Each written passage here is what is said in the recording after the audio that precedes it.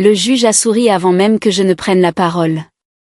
Ce n'était pas un sourire chaleureux, ni le genre de sourire qui vous rassure sur le bon fonctionnement du système. C'était le genre de sourire qui signifie que la conclusion a déjà été tirée et que le reste de la procédure n'est que de la paperasse. Mon père ne m'a pas regardé. Il n'en avait pas besoin. Il en avait déjà dit assez. Votre honneur, ce n'est qu'une serveuse. Les mots étaient tombés, nets, efficaces.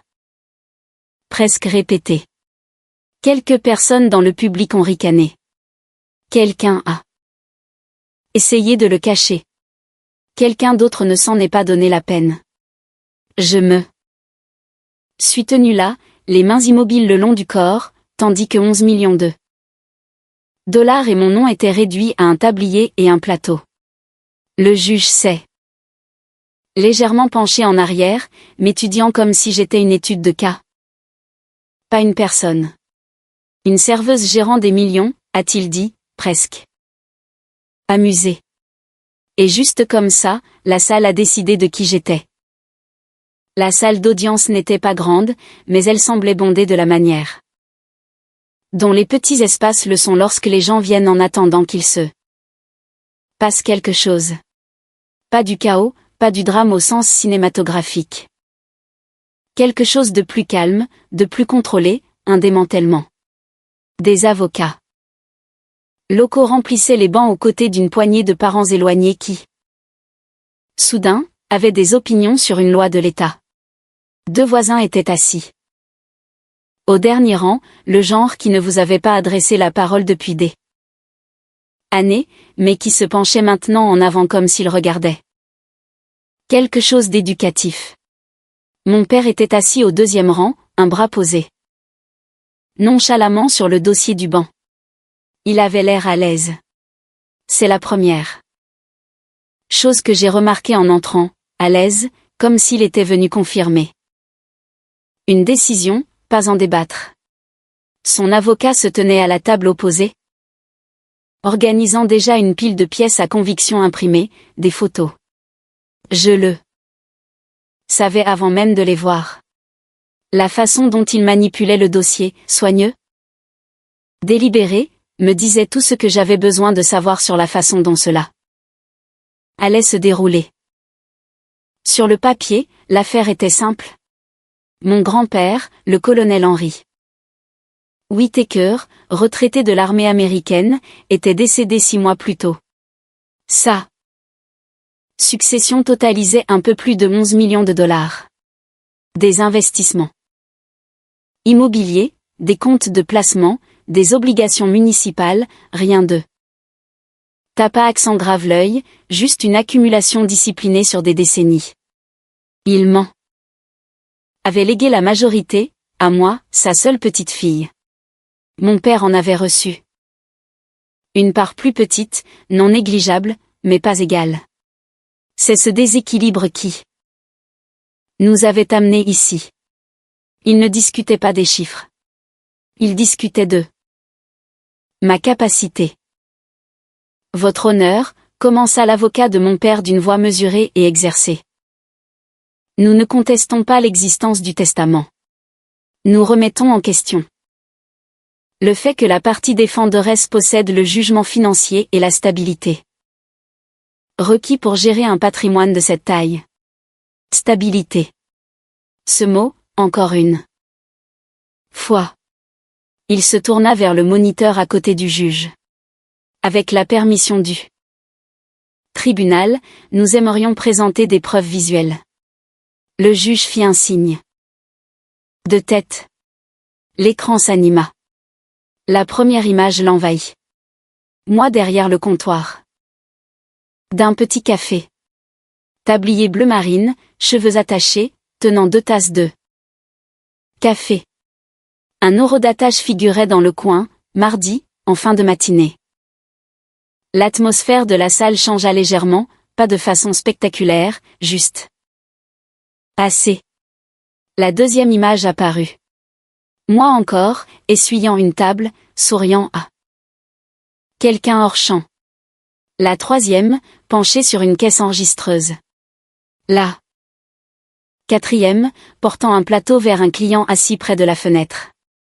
Il avait des angles différents, des jours différents, une certaine constance. Ces photographies, continua l'avocat, ont été prises sur une période de 3 semaines. Elles démontrent un emploi régulier dans un poste de service à bas salaire. Bas salaire. Il n'a pas insisté. Il n'en avait pas besoin.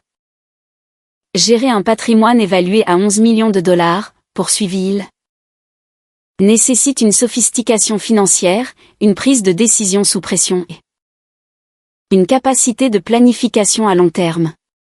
Il fit une pause juste assez longue pour laisser l'implication s'installer.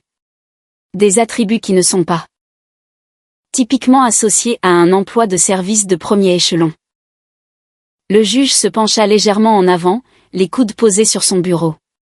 Il regarda l'écran puis moi.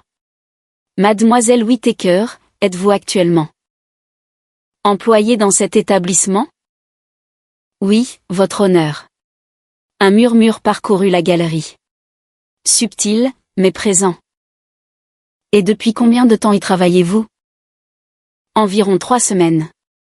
Il hocha la tête lentement, tapotant son carnet avec son stylo. Et votre revenu de cet emploi? Variable, à temps partiel. Il nota quelque chose. Gérer des millions, dit-il presque sur le ton de la conversation, est un peu différent de servir du café. C'était là. Pas agressif, pas hostile, juste méprisant. Quelques personnes ont ri. Pas fort, pas assez pour être rappelé à l'ordre, juste assez pour être remarqué. Mon père ne me regardait pas. Il regardait le juge. Cette partie-là ne m'a pas surprise. Ce qui m'a surprise, c'est à quel point c'était familier. Pas la salle d'audience, pas le langage juridique, le ton, la certitude. Tranquille, la supposition que la version de moi qu'il voyait le tablier. Le café, les petites interactions étaient l'histoire complète, que rien d'autre n'existait au-delà de cela qui vaille la peine d'être considéré. Votre honneur, continua l'avocat de mon père, nous demandons que le tribunal envisage de nommer un administrateur temporaire pour la succession en attendant un examen plus approfondi. Étant donné le statut professionnel actuel de la défenderesse, il existe une inquiétude raisonnable concernant une éventuelle mauvaise gestion. Mauvaise gestion? Le juge hocha de nouveau la tête, plus lentement cette fois. Mademoiselle Whittaker, avez-vous une représentation légale aujourd'hui? Je me représente moi-même, votre honneur. Un autre changement d'ambiance. Celui-ci un peu plus vif. C'est votre droit, répondit-il, bien que je vous conseille fortement de prendre un avocat étant donné la complexité de l'affaire. Complexité. Il était intéressant de voir à quel point ce mot apparaissait souvent lorsque les gens voulaient suggérer que vous n'étiez pas à la hauteur sans le dire directement. L'avocat de mon père reprit l'énoncé de leur requête en termes précis. Contrôle supervisé, surveillance financière, évaluation psychologique si nécessaire. Chaque point était exposé calmement, raisonnablement, comme une série d'étapes. Logique plutôt que comme une escalade. Je n'ai pas interrompu. Je n'ai pas objecté. Je n'ai corrigé aucune supposition. Quand il eut fini, le juge joignit les mains. Ce tribunal a besoin d'avoir l'assurance que la succession du colonel Whittaker n'est pas placée entre des mains inexpérimentées. Inexpérimentées. Le mot resta suspendu. Je pouvais sentir la salle attendre. Pas d'épreuve, pas un argument, mais moi, une réaction, une explication, quelque chose qui corresponde à la version de l'histoire qu'ils avaient déjà acceptée. La fille au tablier, Les 11 millions. Le décalage. Mon père se pencha légèrement en arrière, un soupçon de sourire au coin des lèvres. Pas cruel, pas manifeste, juste confiant, comme quelqu'un qui avait enfin trouvé la preuve de quelque chose qu'il croyait depuis longtemps. Je me suis penchée et j'ai ramassé le dossier que j'avais apporté. Il n'était pas épais. Il n'avait pas besoin de l'être. Votre honneur, dis-je d'un ton égal. Puis-je répondre aux préoccupations du tribunal concernant ma capacité? La salle fit silence. Le juge hocha la tête. Procédez. Je fis un pas en avant, juste assez pour réduire la distance entre l'endroit où je me tenais et le bord du bureau du juge. Le moniteur me montrait toujours dans ce tablier, en plein mouvement, saisi dans un instant qui signifiait maintenant. Plus qu'il ne le devrait. Pendant une seconde, juste une seconde, j'ai revu mon grand-père debout sur le pas de la porte de son bureau, les bras croisés. Regardant, ne jugeant pas, n'intervenant pas, attendant. Il n'intervenait jamais. Trop tôt. Il attendait toujours de voir si vous le feriez. Je regardai de nouveau le juge. Oui, votre honneur, dis-je. Et pour la première fois depuis le début de l'audience, je me suis permis de parler. Je n'ai pas commencé par les documents. Pas encore. Le papier peut attendre. Les gens non. Ils décident plus vite qu'ils ne lisent. Et une fois qu'ils ont décidé, il faut plus que de la paperasse pour les faire changer d'avis. J'ai donc laissé le silence durer une seconde de plus que nécessaire. Assez longtemps. Pour que la salle se penche un peu en avant. Mon emploi actuel, dis-je, est temporaire. L'avocat de mon père bougea. Légèrement, prêt à objecter si j'allais trop loin trop vite. Je comprends. Comment cela apparaît, continuai-je. Je comprends l'inquiétude. Le juge me regardait attentivement maintenant, pas amusé, pas convaincu, juste attentif. Ce que je ne crois pas, ajoutai-je, c'est que l'apparence seule soit suffisante pour déterminer la capacité. Il y eut une pause, une petite, celle qui vous indique que vous avez dit quelque chose de techniquement correct, mais pas encore persuasif. Alors aidez le tribunal à comprendre, dit le juge. C'était l'ouverture. Je ne l'ai pas précipité. Votre honneur, si le tribunal évalue ma capacité à gérer la succession de mon grand-père, alors le contexte importe. Il hocha la tête une fois. Continuez. Contexte. C'est un mot simple, mais il change tout. J'ai jeté un bref coup d'œil au moniteur. L'image était toujours là, moi dans un tablier bleu portant du café. Comme si c'était la chose la plus importante que j'ai jamais faite. Ce n'était pas faux. C'était juste incomplet. Mes parents, dis-je, m'ont déposé chez mon grand-père quand j'avais 8 ans. L'ambiance changea à nouveau, plus calme. Cette fois. Ils ont appelé cela une opportunité, un meilleur environnement. Ce que cela signifiait était plus simple. Je n'ai pas regardé mon père. J'étais encombrante. Personne n'a ri à cela. Mon grand-père n'a pas demandé comment. Je me sentais, continuai-je. Il a posé une seule question. Je marquai une pause, entendant sa voix dans ma tête aussi clairement que s'il se tenait derrière moi. Est-ce que c'est permanent?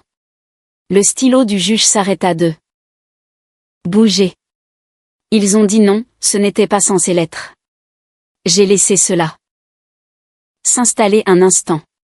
Ça l'a été. Je voyais quelques têtes s'incliner légèrement dans le public.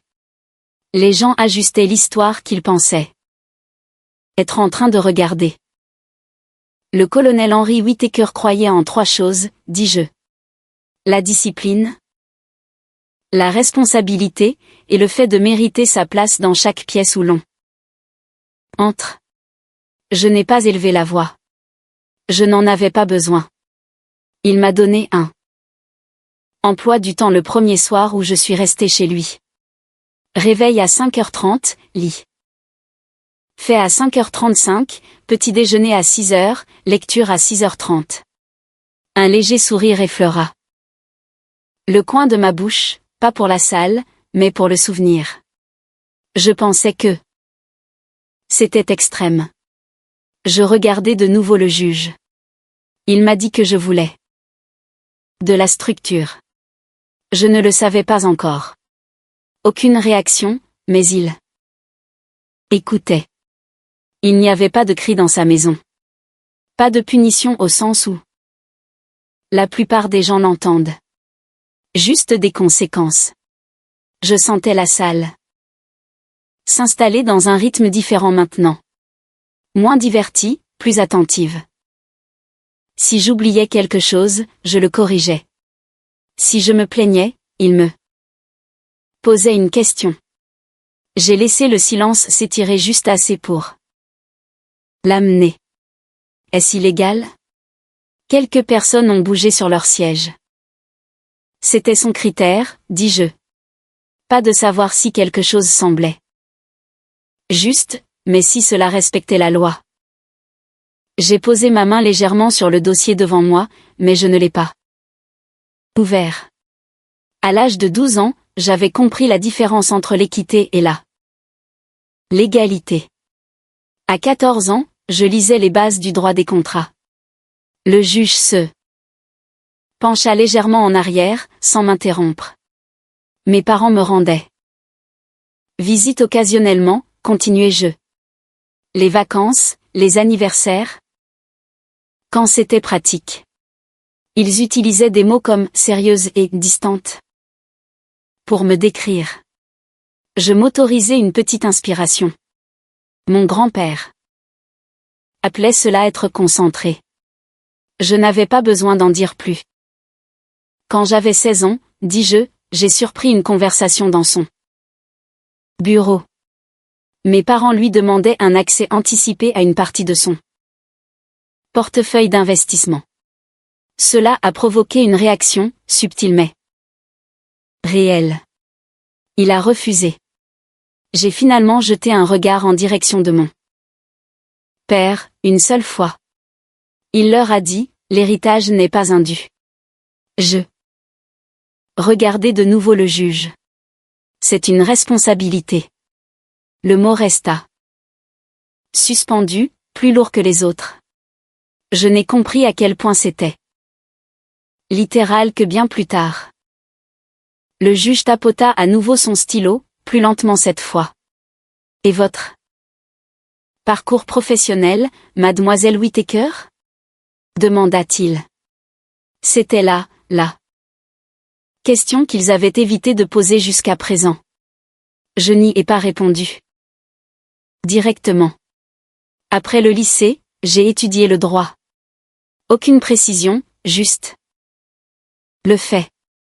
Je l'ai choisi parce que j'apprécie la structure, les systèmes, la clarté. Je sentais l'avocat en face de moi bouger à nouveau, recalculant. Après l'obtention de mon diplôme, continuai-je, je suis entré dans l'armée des États-Unis. Cela a atterri différemment. Pas de manière dramatique ou explosive, juste assez. Quelques personnes se redressèrent sur leur siège. J'ai terminé l'école de formation des officiers, dis-je, puis j'ai poursuivi ma formation juridique par les voies militaires. Les yeux du juge se plissèrent légèrement, se concentrant. Et votre statut actuel, demanda-t-il. Je soutins son regard avec assurance. En service actif, votre honneur. Le silence se fit dans la salle. Pas le genre de silence qui suit une blague, mais celui qui suit une information nouvelle à laquelle les gens ne s'attendaient pas. L'avocat de mon père s'avança rapidement.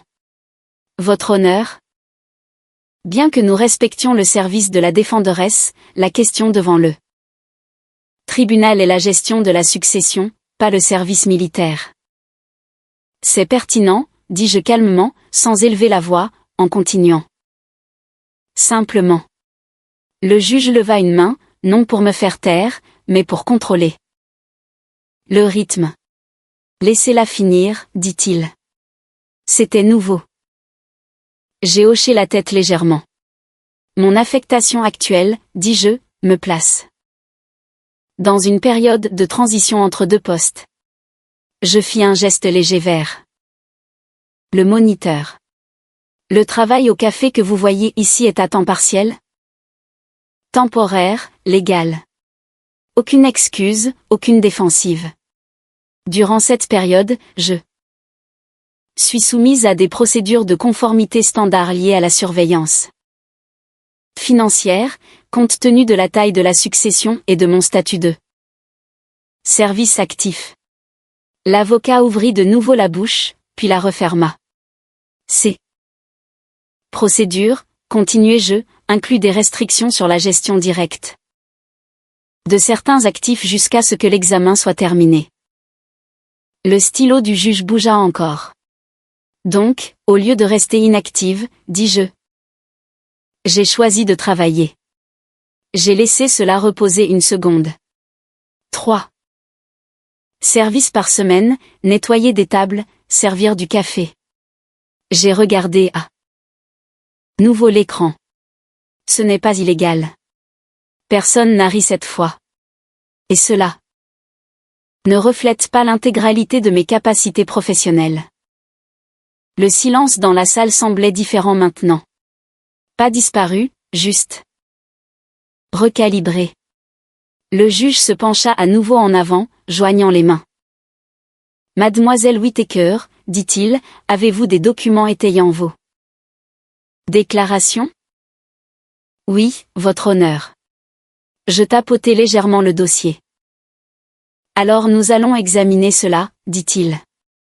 Mais comprenez. Il fit une pause, choisissant ses mots avec plus de soin. Ce tribunal doit évaluer non seulement les titres, mais aussi le jugement. J'ai hoché la tête une fois. Bien sûr. Ce mot encore une fois, jugement. C'était toujours le dernier rempart auquel il se raccrochait quand les faits seuls ne suffisaient pas. Mon père bougea sur son siège derrière moi. Je ne me suis pas retourné. Il avait construit son argumentation sur ce que les gens pouvaient voir. Un tablier, un plateau, une série de photographies qui racontaient une histoire simple. Ce qu'il n'avait pas prévu, ce qu'il n'avait jamais prévu, c'est que j'avais été entraîné pendant la majeure partie de ma vie à laisser les gens s'enfermer totalement dans leurs suppositions avant de les corriger. Mon grand-père le disait tout le temps, si quelqu'un veut te sous-estimer, m'avait-il dit un jour, debout sur le pas de son bureau. Laisse-le faire complètement. J'ai posé ma main à plat sur le dossier. Ils plaideront leur propre cause pour toi. Je regardai de nouveau le juge. Je suis prête à présenter mes documents, votre honneur. Et cette fois, quand je me suis avancée, je ne faisais pas que réduire la distance. J'en prenais le contrôle. Je n'ai pas ouvert le dossier tout de suite. C'était délibéré. Le papier change les résultats, mais le timing change les gens. Et dans une salle comme celle-ci, les gens comptaient plus que les pièces à conviction. Les juridictions ne fonctionnent pas seulement avec des lois. Elles fonctionnent à la perception, à la confiance, à la conviction tranquille que la personne qui parle sait exactement où elle va. J'ai donc laissé le moment s'installer. Le juge m'observait maintenant avec une attention différente. Pas méprisante, pas convaincue non plus, juste en train de recalibrer. L'avocat de mon père se tenait une main posée légèrement sur la table, attendant que je commette une erreur, un faux pas ou n'importe quoi qu'il puisse interrompre. Je ne lui ai rien donné. Avant de soumettre les documents, dis-je, j'aimerais revenir sur les preuves présentées. Le juge hocha la tête. Procédé. Je me suis tourné légèrement, pas vers mon père, pas totalement vers l'écran. Mais assez pour reconnaître les deux. Les photographies montrées au tribunal sont exactes, dis-je. Elles me dépeignent travaillant dans un café sur une période de 3 semaines. Pas de déni, pas d'évasion, juste une confirmation. Et la conclusion tirée de ces images, continuai-je, est que je n'ai pas la capacité de gérer la succession de mon grand-père. J'ai laissé l'implication en suspens. Cette conclusion, dis-je d'un ton égal, est incomplète. L'avocat de mon père fit un pas en avant, juste assez pour signaler une objection sans encore la formuler. Il attendait que je dépasse les bornes, que j'éditorialise, que je dise quelque chose qui semble émotionnel au lieu de précis. Je ne l'ai pas fait. On a présenté au tribunal un modèle, dis-je. Un emploi régulier, des services de routine, de la répétition. J'ai fait un geste léger vers le moniteur. Un récit cohérent. Le juge regarda de nouveau l'écran, puis moi. Ce qui n'a pas été présenté, ajoutai-je, c'est la méthode utilisée pour construire ce récit. Il y eut un déclic. Subtil mais réel. Expliquez-vous, dit le juge. J'ai incliné légèrement la tête. Les images ont été prises sur une période définie, dis-je. 3 semaines, à des heures spécifiques de la journée, des jours spécifiques de la semaine. J'ai marqué une pause, laissant la structure de cela s'imposer. Le matin, en début d'après-midi, jamais le soir. La posture de l'avocat changea d'une fraction. Ces créneaux horaires, continuai-je, correspondent à mes heures de repos durant une période d'affectation de transition. En dehors de ces créneaux, personne n'a parlé. Dis-je. Aucune surveillance n'a été effectuée. Cela a porté ses fruits. Le stylo du juge s'arrêta de nouveau. Vous suggérez une documentation sélective, dit-il. J'énonce un fait, répondis-je. Je n'ai pas élevé la voix. Je n'ai pas insisté. Je l'ai juste laissé exister. L'avocat de mon père intervint rapidement. Votre honneur, la défenderesse spécule sur les méthodes d'investigation. Je ne spécule pas, dis-je, toujours calme. Je décris des lacunes observables. Le juge leva de nouveau une main. Pas brusquement, juste assez. Laissez-la finir. L'avocat recula. C'était la 2e fois. J'ai continué. Si le but était d'évaluer ma pleine capacité professionnelle, dis-je, l'enquête se serait étendue au-delà de 3 semaines. Elle aurait inclus la vérification des diplômes, des antécédents professionnels et des licences. J'ai laissé mon regard se poser brièvement sur l'avocat. Elle ne l'a pas fait. Il a soutenu mon regard une seconde, puis a détourné les yeux le premier. Au lieu de cela, continuai-je, on a présenté au tribunal un ensemble d'images sélectionnées pour soutenir une conclusion spécifique. Je me suis tourné un peu plus vers le juge. Que je suis une serveuse. Le mot n'avait plus le même poids qu'auparavant. Plus maintenant. Le silence emplit de nouveau la salle. Mais il n'était pas vide cette fois. Il était actif. Les gens réfléchissaient. Réassemblaient les pièces. Votre honneur, dis-je, j'aimerais soumettre la pièce à, j'ai ouvert le dossier. Le bruit était faible, mais dans cette pièce, il apportait. J'ai sorti un document unique et l'ai tendu à l'huissier qui l'a transmis au juge. Le juge a Baissez les yeux. Qu'est-ce que je regarde, demanda-t-il. Mes ordres de service actifs, dis-je. Armée des États-Unis. Il parcourut la page lentement cette fois. Et la pièce B, ajoutai-je en sortant déjà le document suivant. Celui-ci suivit le même chemin, ma certification juridique. Dis-je, mon admission au barreau. L'avocat bougea encore, plus visiblement cette fois. Pièce C, dis-je, en présentant le troisième document. Désignation de l'affectation actuelle. L'expression du juge ne changea pas de façon spectaculaire. Elle n'en avait pas besoin. Le changement résidait dans le rythme de sa lecture. Plus lent, plus délibéré, avec moins d'a priori. Votre honneur, dit l'avocat prudemment. Nous ne contestons pas que la défenderesse puisse avoir des qualifications supplémentaires. Notre inquiétude demeure quant à son comportement actuel. Son modèle, dis-je doucement, finissant sa phrase pour lui. Il s'arrêta. C'est le mot sur lequel nous revenons sans cesse, continuai-je. Modèle. J'ai laissé le mot s'installer entre nous. Un modèle construit à partir d'un ensemble étroit d'observations. Le juge releva de nouveau les yeux vers moi. Et votre explication pour ce modèle ? demanda-t-il. Je soutins son regard. Il est incomplet. C'était tout. Pas d'élaboration, pas de justification, juste la correction. La salle restait immobile. Mon père bougea derrière moi. Cette fois, je l'ai senti. Je ne l'ai pas vu. Un petit mouvement, inquiet. Le premier signe que la version de l'histoire sur laquelle il s'était appuyé pourrait ne pas tenir. Je ne me suis pas retourné. Je n'en avais pas besoin.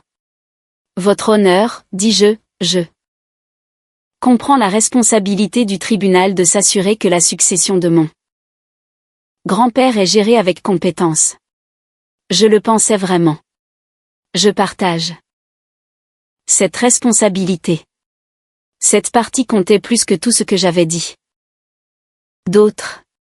Il ne s'agit pas d'orgueil, ajoutai-je, ou de perception. J'ai posé ma main légèrement sur les documents restants dans le dossier. Il s'agit d'exactitude. Le juge hocha la tête une fois. Pas un accord, une reconnaissance. Continuez, dit-il. J'ai pris une inspiration. Pas profonde, pas dramatique, juste assez. Mon grand-père ne prenait pas de décisions impulsives, dis-je. Il évaluait. Il vérifiait. Il testait. Je pouvais le revoir, debout au bord de l'allée, me regardant lutter pour porter quelque chose qui était juste un peu trop lourd. Il n'intervenait jamais immédiatement. Il m'a laissé sa succession. Continuai-je, parce que je répondais à ses critères. J'ai laissé cela reposer, pas parce que je l'avais demandé. La différence comptait.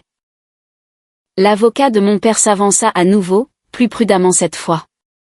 Votre honneur, la défenderesse tente de reformuler le problème. Le tribunal n'évalue pas l'intention de son grand-père, mais sa capacité actuelle. Ce qui est précisément ce que j'aborde, dis-je. Toujours calme, toujours maîtresse de moi. Le juge leva de nouveau la main. Cette fois avec plus de décision. Laissez-la finir. C'était la 3e fois. Les modèles étaient en train de changer. J'ai hoché la tête. Ma capacité actuelle, dis-je, n'est pas définie par un instantané de 3 semaines. J'ai regardé une fois de plus l'écran, puis le juge.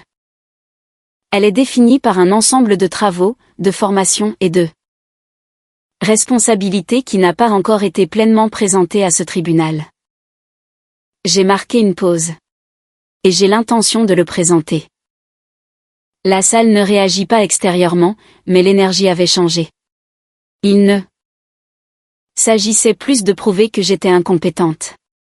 Il s'agissait de découvrir. Si je ne l'étais pas. C'est sur cette nuance que les procès basculent. J'ai refermé doucement le dossier, pas parce que j'avais fini, mais parce que j'en avais dit assez pour l'instant. Mon grand-père disait toujours, il y a un moment dans chaque dispute où pousser plus fort affaiblit votre position. Ce n'était pas le moment de pousser. C'était le moment de les laisser rattraper leur retard. J'ai reculé légèrement, revenant à l'endroit où je me tenais auparavant. La distance semblait différente maintenant. Pas plus petite, juste équilibrée. Le juge regarda de nouveau les documents, puis moi. Mademoiselle Whittaker, dit-il, le tribunal va suspendre l'audience pour examiner ces pièces. Il tapota légèrement son bureau. Nous reprendrons sous peu. L'huissier fit l'annonce. Les gens se levèrent, les chaises bougèrent, les voix revinrent. Basse et contrôlée. Je suis resté là où j'étais une seconde de plus que nécessaire. Puis je me suis tourné. Mon père me regardait déjà, il ne souriait pas cette fois, il calculait. C'était très bien. Il s'y prenait un peu tard. La salle d'audience semblait différente après la suspension. Pas plus calme. Juste plus tendue. Les conversations s'interrompaient au fur et à mesure que les gens reprenaient leur place, comme une pièce s'adaptant à une nouvelle température. Le juge revint avec un dossier à la main, pas le même qu'avant. Le mien. Il le posa avec précaution, pas par inadvertance. Ce fut le premier. Signal. Veuillez vous asseoir. Les chaises s'immobilisèrent. L'huissier s'écarta. L'avocat de mon père ajusta sa cravate, une petite habitude qui n'était pas apparue plus tôt dans la matinée. Le juge me regarda en premier cette fois. Mademoiselle Whittaker, dit-il. Nous avons examiné vos documents. Il n'a pas dit ce qu'il en pensait. Les juges le font rarement, du moins pas directement, mais la pause qui suivit avait plus de poids que n'importe quelle déclaration. Maître, ajouta-t-il en se tournant vers l'avocat de mon père. Vous pouvez poursuivre. L'avocat hocha la tête, mais il y eut une fraction de seconde de retard, juste assez pour être remarqué. Merci, votre honneur. Il s'avança, mais il ne regarda pas l'écran cette fois. Il me regarda. Mademoiselle Whittaker, dit-il, vous avez fourni des documents indiquant un service militaire et une formation juridique correcte. Et pourtant, continua-t-il, l'inquiétude demeure quant à votre jugement actuel. Votre décision de travailler dans un environnement à bas salaire alors que vous êtes responsable d'un patrimoine de cette ampleur soulève des questions. C'était reparti. Même argument, angle différent.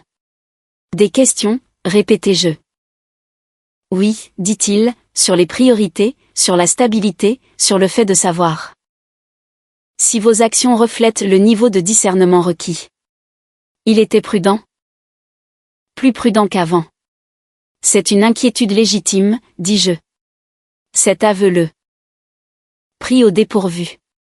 Pas assez pour le montrer, mais assez pour le faire changer de posture. Et votre réponse, demanda-t-il. Je n'ai pas répondu immédiatement. J'ai laissé la salle s'en imprégner. Ma réponse, dis-je, est que vous évaluez une décision sans comprendre les contraintes sous lesquelles elle a été prise. Le juge se pencha légèrement en avant. Expliquez-vous. Je me suis avancé de nouveau, juste assez pour réduire la distance que j'avais créée plus tôt. Mon affectation actuelle, dis-je, me place sous des Protocole spécifique de conformité financière. L'avocat fronça légèrement les sourcils. Ces protocoles, continuai-je, limitent l'engagement direct avec certaines catégories d'actifs durant les périodes de transition entre deux postes. Le juge jeta un coup d'œil au document à nouveau, tournant une page. « Et où voulez-vous en venir » demanda-t-il. « Je veux en venir au fait, dis-je, que je ne gère pas actuellement la succession en pleine capacité par dessein, et non par déficience. Cela a atterri différemment. » L'avocat se reprit rapidement. « Même ainsi, dit-il. Incapable de cacher une pointe d'agacement, choisir de travailler dans un café. Point est légal, dis-je. Oui, concéda-t-il, mais cela soulève des questions sur le jugement. Seulement si vous supposez qu'il y avait de meilleures options disponibles. Sous ces contraintes, répondis-je. Silence. Il n'avait pas de réplique prête.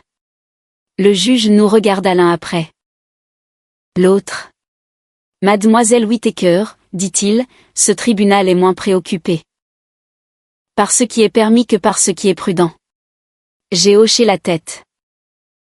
Entendu. Ce mot encore une fois. Mais cette fois, ce n'était pas un pont. C'était un piège. Alors aidez le tribunal à comprendre votre processus de prise de décision, dit-il. C'était la question derrière toutes les autres. J'ai laissé passer une seconde, pas pour les faits, mais pour la clarté. Ma décision, dis-je, a été de rester active, responsable et visible durant une période où mon implication directe dans la succession était limitée. J'ai gardé une voie stable. J'ai choisi un travail qui exigeait de la constance, une attention aux détails et une interaction publique. L'avocat bougea encore, s'apprêtant à riposter. Servir du café, dit-il, incapable de retenir une légère ironie, n'est généralement pas considérée comme une démonstration de jugement financier de haut niveau. J'ai tourné la tête légèrement vers lui. Non, dis-je calmement. Ça ne l'est pas, puis j'ai regardé de nouveau le juge. Mais c'est une démonstration de discipline. Ce mot encore une fois, le même que mon grand-père utilisait. Et la discipline, ajoutai-je, est transférable. Le juge n'interrompit pas. Il écoutait maintenant. Pas en train d'évaluer. Il écoutait. Mon grand-père ne m'a pas laissé sa succession à cause de ce que j'ai fait à un moment précis, dis-je. Il me l'a laissé à cause de la façon dont j'opère. De manière constante. Je fis une pause, laissant le lien se faire. Sous pression, sous surveillance, sous contrainte. Je sentais la salle se pencher à nouveau vers moi, pas pour le drame, mais pour la résolution. Et aujourd'hui, continuai-je, ce tribunal m'évalue sous ces trois aspects à la fois. L'avocat intervint, essayant de reprendre le contrôle. Votre honneur, la défenderesse fait des déclarations généralisées. Je fais des déclarations spécifiques, dis-je, sans élever la voix, en continuant simplement. Et je peux les étayer. Le juge leva la main à nouveau. Cette fois de façon plus décisive. Laissez-la finir. C'était la quatrième fois. Les modèles ne se contentent pas de changer, ils se fixent. Je fis un pas de plus en avant. Pas agressive, pas hésitante, juste précise. Je comprends l'inquiétude du tribunal concernant la perception, dis-je. J'ai jeté un coup d'œil une fois à l'écran, toujours figé sur cette image de moi au café. Je comprends pourquoi ces images étaient persuasives. J'ai regardé de nouveau le juge. Elles étaient censées l'être. La salle s'immobilisa. L'avocat de mon père ne bougeait plus. Mon père non plus. Elle présente une version de moi facile à catégoriser, continuez je, facile à écarter. J'ai laissé les mots porter. Mais elles ne sont pas fausses. Cela comptait. Elles sont incomplètes. Et cela comptait encore plus. Le juge se pencha légèrement en arrière, m'étudiant à nouveau. Mademoiselle Whittaker, dit-il, vous avez établi que le tribunal n'avait peut-être pas eu une vision d'ensemble. Il fit une pause. Mais la question demeure. Il s'arrêta juste une seconde, assez longtemps pour choisir ses mots. Qui êtes-vous dans ce contexte? C'était là. Pas une question juridique, mais une question de définition. La salle devint silencieuse. Plus de mouvement, plus de chuchotement, juste de l'espace. Je ne me suis pas précipité. Je n'ai pas regardé mon père. Je n'ai pas regardé l'avocat. J'ai regardé le juge. Et j'ai répondu, je ne suis pas seulement une serveuse. J'ai laissé la phrase se terminer là. Pas comme une correction, mais comme une transition. Le silence s'approfondit, mesuré, concentré. Je suis capitaine dans l'armée des États-Unis. Pas d'emphase, pas de théâtralité. Juste la vérité. Cela a atterri comme quelque chose de lourd que l'on pose avec précaution, sans le lâcher, mais en le plaçant. Personne ne rit. Personne ne bougea. Même l'avocat ne parla pas. Le juge ne réagit pas immédiatement. C'est ce qui rendit la chose réelle. Il ne joua pas la surprise. Il l'absorba. Puis il regarda les documents à nouveau. Plus lentement cette fois. Capitaine, répéta-t-il presque pour lui-même. La salle retint son souffle. Je n'ai rien ajouté. Je n'en avais pas besoin, car ce n'était pas la fin de la réponse. C'était la partie qu'il pouvait entendre. Ce qui comptait, c'était la suite. Et cette fois, quand j'ai parlé, je n'ai pas fait un pas en avant. Je suis resté exactement là où j'étais. Je sers en tant qu'officier du corps des juges avocats généraux, dis-je. Les mots étaient précis, clairs. Je suis habilité à pratiquer le droit. Une pause. J'opère sous une chaîne de commandement qui me tient responsable de décisions ayant des implications juridiques et financières. Une autre pause. Mon travail exige de la discrétion, de l'analyse et le respect de normes qui ne sont pas facultatives. Le stylo du juge n'avait pas bougé. Il n'écrivait plus. Il écoutait. Je n'ai pas présenté cela plus tôt, continuai-je, parce que le tribunal n'avait pas posé la bonne question. J'ai laissé cela reposer. Mais maintenant, c'est fait. Silence. Total, complet. Irréversible. Mon père bougea derrière moi. Pas un mouvement calculé cette fois. Une réaction tardive. Le juge posa son stylo. Maître, dit-il sans me quitter des yeux. Approchez. L'avocat hésita pour la première fois. Puis il s'avança.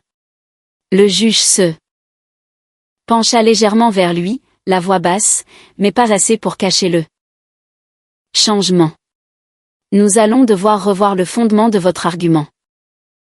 L'avocat hocha la tête avec précaution, car l'affaire n'était pas finie.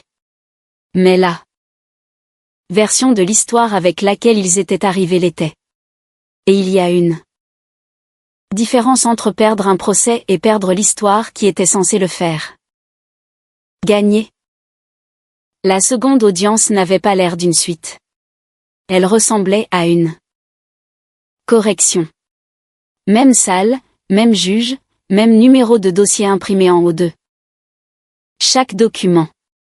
Mais l'énergie était devenue plus calme, plus précise. Il y avait moins de monde dans le public cette fois. Pas de voisins, pas de parents. Éloignés à l'affût d'un divertissement, juste des avocats, un greffier, l'huissier et mon père. Personne ne souriait. Le juge entra sans nous regarder.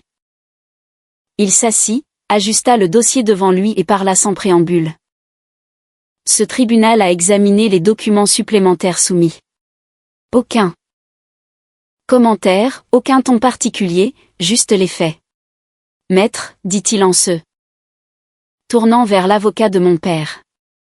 Vous pouvez poursuivre. L'avocat se leva plus lentement qu'avant, mais avec assurance. Votre honneur. Commença-t-il. Nous reconnaissons le service militaire et les qualifications juridiques de la défenderesse. Cependant, notre inquiétude demeure. Il s'arrêta. Pas parce qu'il avait oublié sa réplique, mais parce qu'elle ne collait plus. Il se recalibra en milieu de phrase. Notre inquiétude demeure quant à savoir si la décision du défunt a été influencée par des facteurs qui n'étaient pas pleinement compris à l'époque. Influence. C'était un mot plus doux qu'incapacité. Moins direct, plus facile à défendre. Le juge hocha légèrement la tête. Et vos preuves? L'avocat hésita une demi-seconde, puis continua. Nous pensons que le colonel Whittaker n'a peut-être pas pleinement mesuré les exigences de la gestion d'un patrimoine de cette taille en parallèle d'un service actif. N'a peut-être pas. Le langage avait changé.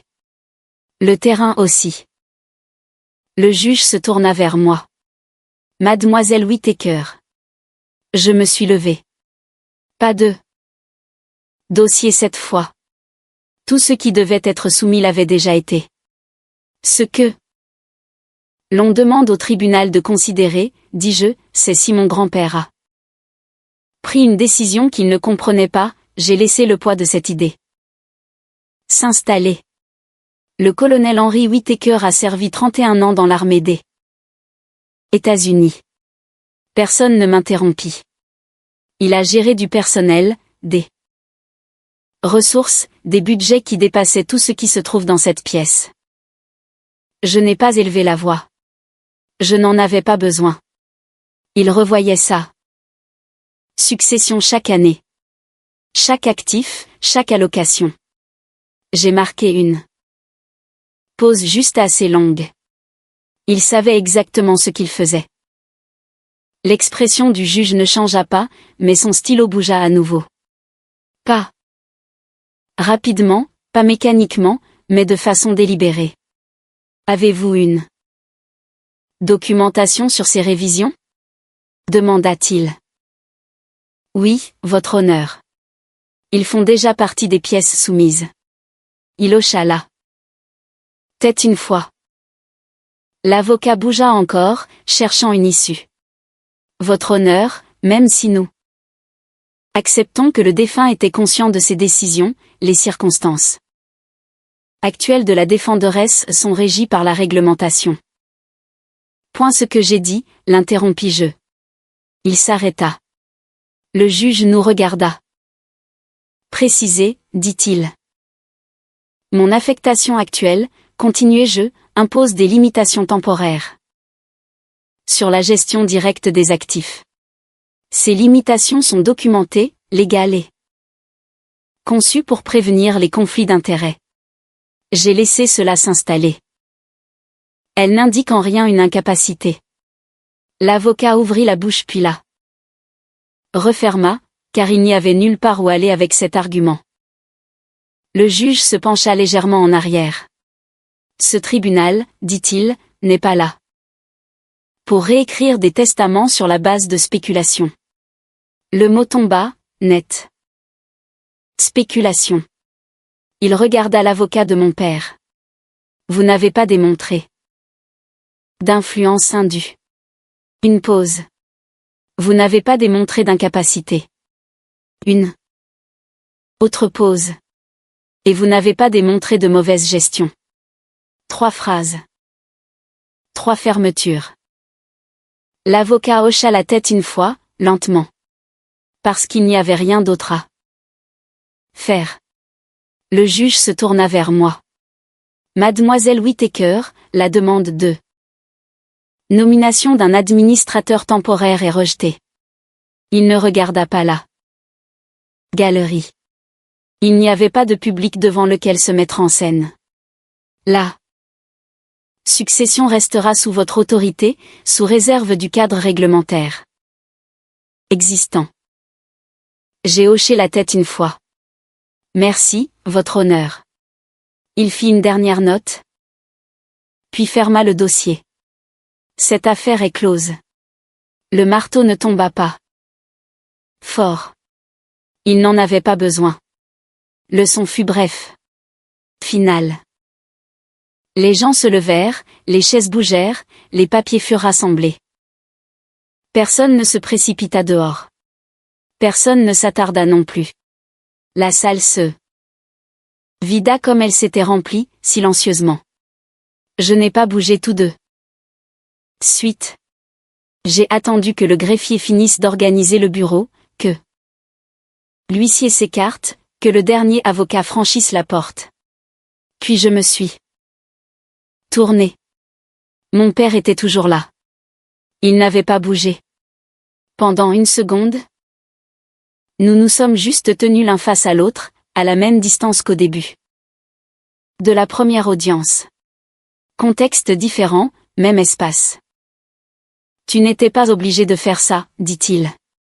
Pas fort, pas en colère, juste un constat. J'y ai réfléchi. Il y a des réponses auxquelles on se prépare, et d'autres dont on n'a pas besoin. Ce n'est pas moi qui l'ai fait, dis-je. J'ai soutenu son regard. C'est toi. Aucune emphase, aucune accusation. Juste une mise au point. Il me regarda encore un instant, comme s'il cherchait quelque chose sur mon visage qui donnerait un sens à l'issue de l'affaire. Puis il hocha la tête une fois. Pas un accord. Une reconnaissance. Et il se détourna. Je l'ai regardé sortir de la salle d'audience de la même manière que je l'avais regardé y siéger, sans le rappeler, sans rien ajouter qui ne doive être dit, car il ne restait plus rien à débattre. Dehors, l'air semblait différent, pas plus léger, juste plus pur. Je suis resté sur les marches un moment, laissant le bruit de la rue devenir quelque chose de familier. Les voitures qui passent, les portières qui s'ouvrent, les gens qui vaquent à leurs occupations, inconscients de ce qui venait de se passer à l'intérieur de ce bâtiment. C'est le propre de ces moments-là. Il semble énorme quand on est dedans, et invisible quand on n'y est plus. J'ai fouillé dans mon sac et j'ai sorti mon téléphone, pas pour vérifier quelque chose d'urgent, juste par habitude. Il y avait un message de mon unité. Détail de l'affectation. Prochain lieu, une nouvelle série de responsabilités qui m'attendait déjà. Je l'ai lu une fois, puis j'ai verrouillé l'écran. Mon grand-père disait toujours la même chose à chaque fois que quelque chose se terminait. Bien, disait-il. Et maintenant, la suite? J'ai descendu les marches du palais de justice et je me suis engagé dans la rue. Ni plus vite, ni plus lentement, juste en avant. Parce que c'était tout ce que cela avait jamais été. Pas une vengeance, pas une victoire, juste une correction et une continuation. Si vous avez déjà été sous-estimé, si quelqu'un a décidé de qui vous étiez avant que vous n'ayez eu la chance de parler, j'aimerais savoir ce que vous avez fait. Ensuite, avez-vous débattu? Êtes-vous parti? Ou avez-vous attendu le bon moment pour laisser la vérité faire le travail pour vous? Laissez un commentaire et dites-moi d'où vous regardez. Des histoires comme celle-ci ne sont pas rares, elles sont simplement rarement racontées jusqu'au bout. Et si celle-ci a signifié quelque chose pour vous, d'autres vous attendent. Abonnez-vous, restez avec moi, et continuons ensemble.